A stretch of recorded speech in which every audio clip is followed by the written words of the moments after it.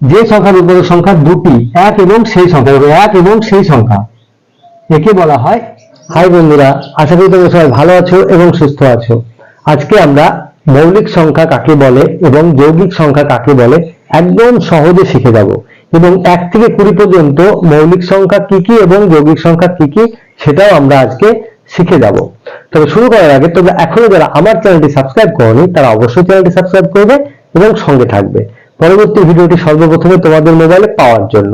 এবং অলরেডি যারা সাবস্ক্রাইব করে রেখেছো তাদের অসংখ্য ধন্যবাদ। তো বন্ধুরা, আমার ভিডিওটি যদি তোমাদের ভালো লাগে তাহলে অবশ্যই একটি লাইক, কমেন্ট এবং শেয়ার করবে। তাহলে চলো শুরু করা যাক।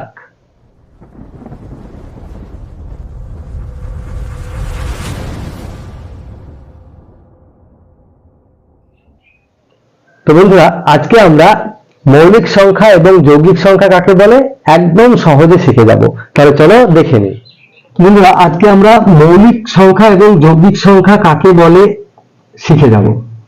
দেখো, তার আগে আমাদেরকে একটু জানতে হবে যে জোড় সংখ্যা কাকে বলে এবং বেজোড় সংখ্যা কাকে বলে। যদিও আমি আমার চ্যানেলে ভিডিও করে রেখেছি, তোমরা চাইলে দেখতে পারো, তাহলে তোমরা খুব সহজে শিখে যাবে জোড় সংখ্যা এবং বিজোড় সংখ্যা কাকে বলে। দেখো, যে সংখ্যাকে 2 দিয়ে ভাগ করা যায় সেটাই হলো জোড় সংখ্যা। ঠিক আছে, যে সংখ্যাকে 2 দ্বারা ভাগ করা যায় সেটাই হবে জোড় সংখ্যা। যেমন 2, 4, 6, 8, 10, 12, 14, 16 ইত্যাদি। ঠিক আছে, প্রত্যেকটি সংখ্যায় জোড় সংখ্যা মানে 2 দ্বারা বিভাজ্য। এটা মনে রাখলেই জোড় সংখ্যা এবং বিজোড় সংখ্যা বুঝে যাবে। তাহলে যে সংখ্যাকে 2 দ্বারা ভাগ করা যায় না সেটাই হবে বেজোড়। ঠিক আছে, তাহলে জোড় এবং বেজোড় আমরা বুঝে গেলাম। যে সংখ্যাকে 2 দ্বারা ভাগ করা যায় সেটাই হলো জোড়, এবং যে সংখ্যাকে 2 দ্বারা ভাগ করা যায় না সেটা হলো বেজোড়। এবারে আমাদেরকে জানতে হবে যে মৌলিক সংখ্যা কাকে বলে।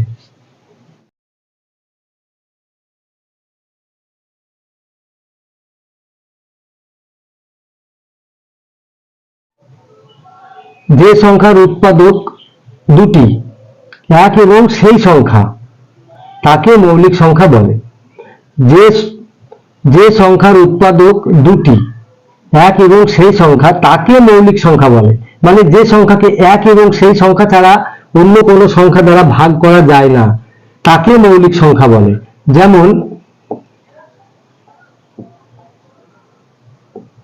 2, 3, 5, 7, 11, 13,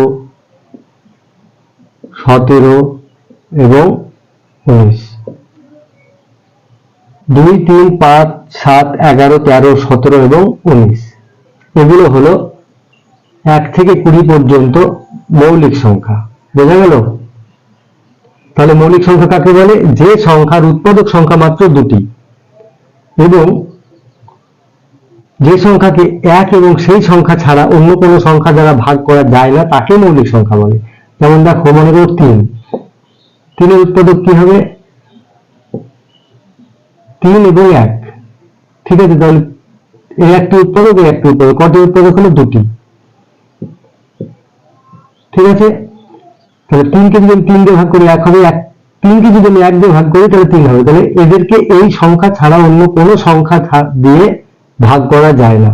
তাহলে এটা হলো কি? মৌলিক সংখ্যা। বোঝা গেল? মনে করো 11, 11 কে আমি যদি উৎপাদকে বিশ্লেষণ করতে যাই তাহলে কি হবে? 11 দিয়ে যাবে তাহলে 1 হবে।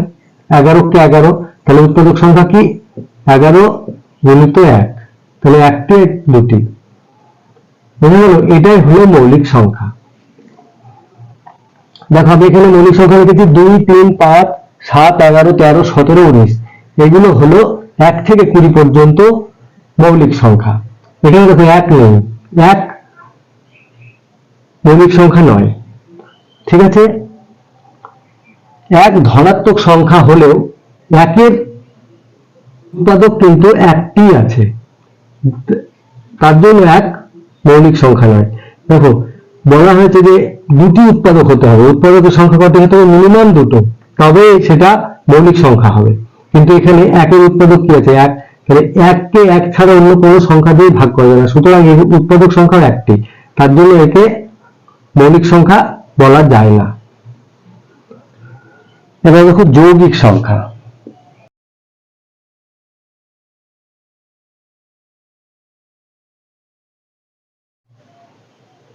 যে সংখ্যার উৎপাদক সংখ্যা দুটির বেশি তাকে যৌগিক সংখ্যা বলে, বা যে সংখ্যাকে দুটি সংখ্যার বেশি সংখ্যা দিয়ে ভাগ করা যায় তাকে যৌগিক সংখ্যা বলে।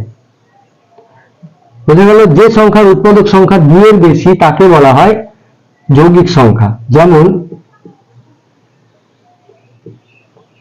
দেখো 4, 6, 8, 9, 10,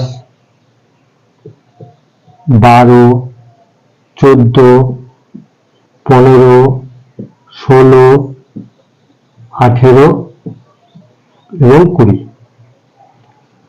তাহলে যৌগিক সংখ্যা কাকে বলে? যে সংখ্যাকে দুটির বেশি সংখ্যা, মানে দুটো, মিনিমাম তো দুটো বলা হয়েছিল মৌলিক সংখ্যাতে, কিন্তু যৌগিক সংখ্যার ক্ষেত্রে দুটোর বেশি সংখ্যা দিয়ে যদি ভাগ করা যায়, বা কোন সংখ্যার উৎপাদক যদি দুটোর বেশি হয়, তবে সেটা যৌগিক সংখ্যা।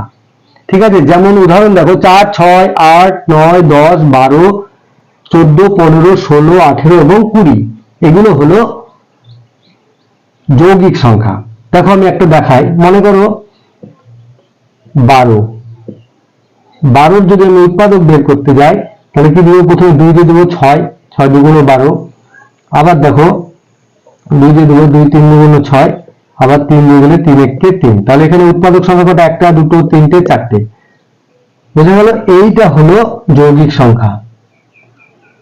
আবার দেখো 4, 4 একটি যৌগিক না মৌলিক? তাহলে আমি যদি 2 যদি 2 2 4, 2 1 2, তাহলে কটা হলো? 3টে। এখানে উৎপাদক 3টে হলো। সুতরাং এটি একটি যৌগিক সংখ্যা। বুঝা গেল? তাহলে আশা করি তোমরা বুঝে গেলে। এরপরে আমি 1 থেকে 100 পর্যন্ত মৌলিক এবং যৌগিক সংখ্যা লিখে দেবো, তাহলে তোমরা একদম সহজে শিখে যাবে। আজকে আমরা কি শিখলাম? মৌলিক সংখ্যা কাকে বলে এবং যৌগিক সংখ্যা কাকে বলে। তাহলে আরো একবার আমি বলে দিচ্ছি। দেখো, যে সংখ্যার উৎপাদক সংখ্যা দুটি এক এবং সেই সংখ্যা, মানে দুটোর উৎপাদক হবে এক এবং সেই সংখ্যা।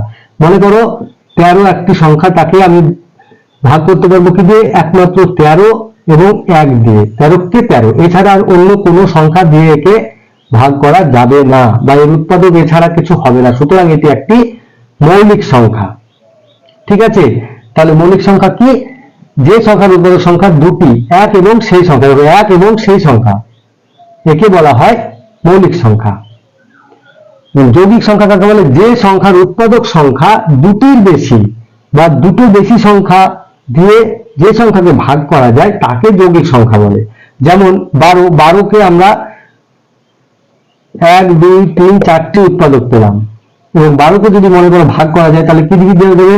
2 দিয়ে ভাগ করা যাবে, 6 2 12, 3 দিয়ে ভাগ করা যাবে, 3 4 12, 4 দিয়ে ভাগ করলে হবে 4 3 12, 6 দিয়ে ভাগ করা যাবে, 6 দিয়ে ভাগ করলে হবে 6 2 12, এবং 12 কে 12। তাহলে কতগুলো সংখ্যা দিয়ে 12কে ভাগ করা যাচ্ছে? সুতরাং এটি একটি যৌগিক সংখ্যা। বুঝে গেল? তাহলে বন্ধুরা, আশা করি তোমরা বুঝে গেলে যৌগিক সংখ্যা কাকে বলে এবং মৌলিক সংখ্যা কাকে বলে। তোমরা এই যৌগিক এবং মৌলিক সংখ্যাগুলো ভালোভাবে পড়বে। যদি ভালোভাবে বুঝে যাও, তাহলে তোমাদের আর মৌলিক এবং যৌগিক সংখ্যা বের করতে কোনো অসুবিধা হবে না। এবং আমি পরের ভিডিওতে 1 থেকে 100 পর্যন্ত মৌলিক সংখ্যা কি কি এবং যৌগিক সংখ্যা কি কি একদম ক্লিয়ার ভাবে শিখিয়ে দেবো। এছাড়াও আমি এক মৌলিক এবং যৌগিক সংখ্যা নয় কেন, সেটাও আমি তোমাদেরকে একটি ভিডিওতে দেখিয়ে দেবো, যে একটি মৌলিক সংখ্যা বলা যায় না এবং যৌগিক সংখ্যা বলা যায় না কেন। তাহলে আশা করি তোমরা বুঝে গেলে। তাহলে ভালো থাকবে, সুস্থ থাকবে, মন দিয়ে লেখাপড়া করবে। আজ তাহলে আসি, টাটা।